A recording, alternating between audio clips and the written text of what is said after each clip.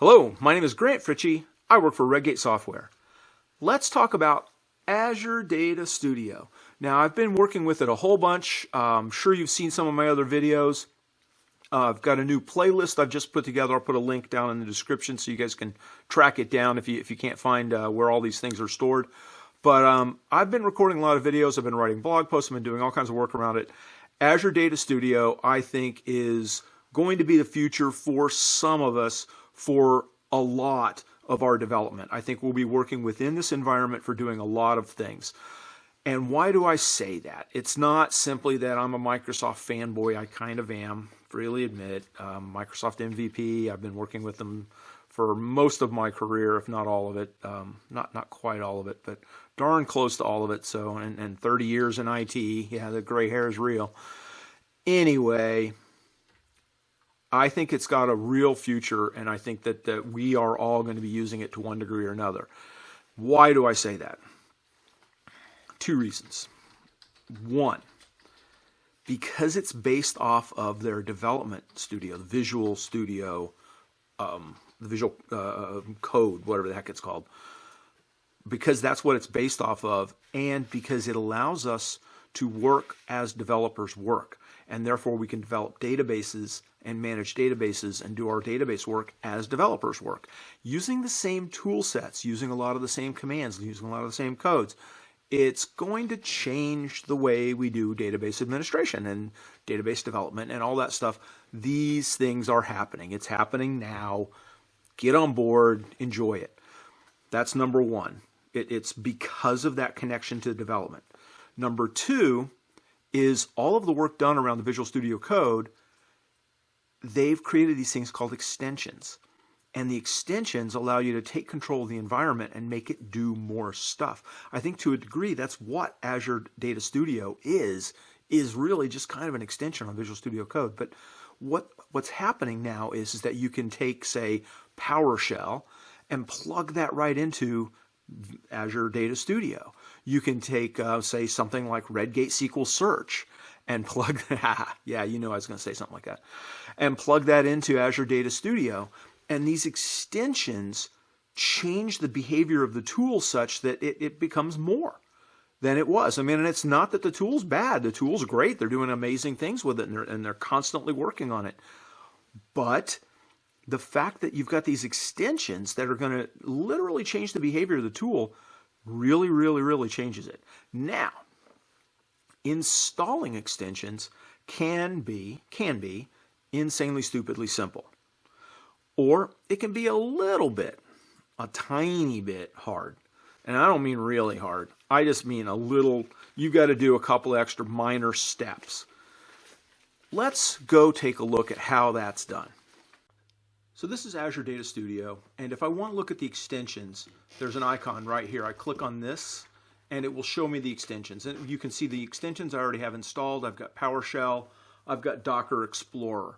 And if I want to install other extensions, it can be really ridiculously simple. So for example, here's SQL Server Profiler. We can click on it, and it will open up a page describing exactly what it does. SQL Server Profiler in Azure Data Studio is actually a way to consume extended events. They just called it Profiler because that's what all you guys like to call things. I've got another video describing how that works. But the install is pretty simple. We can click here, or we can click up here. Let's just click here.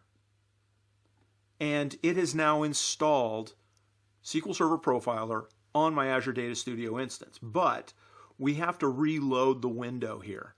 So we'll reload the window, and once we reload the window, you'll see that now up here in my extensions, I have got SQL Server Profiler. It wasn't there before, now it is. Great.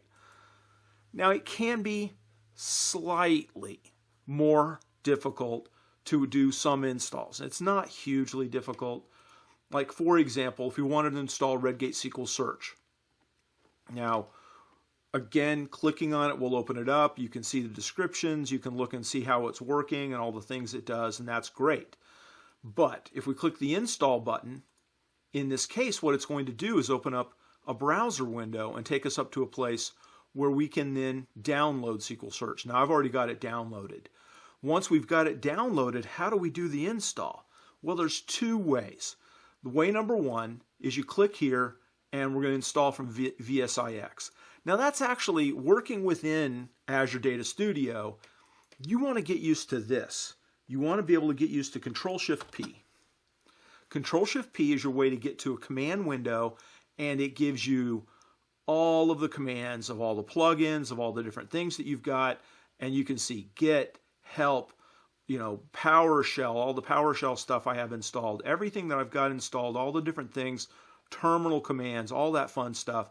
It's all available through this Control-Shift-P, including, I'm going to type INSTA, installs. So if I want to install, I'm going to install from VSIX.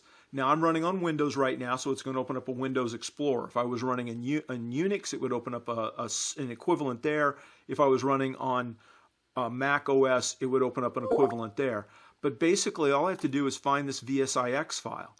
When I've got the VSIX file, I hit install, and it's going to run the install. Now it does pause and say, hey, this is a third-party extension. It might involve security risks. Are you sure you want to do this? Absolutely, I'm sure. I know those guys at Redgate. They're trustworthy. And so it's going to run the install on Redgate SQL Search.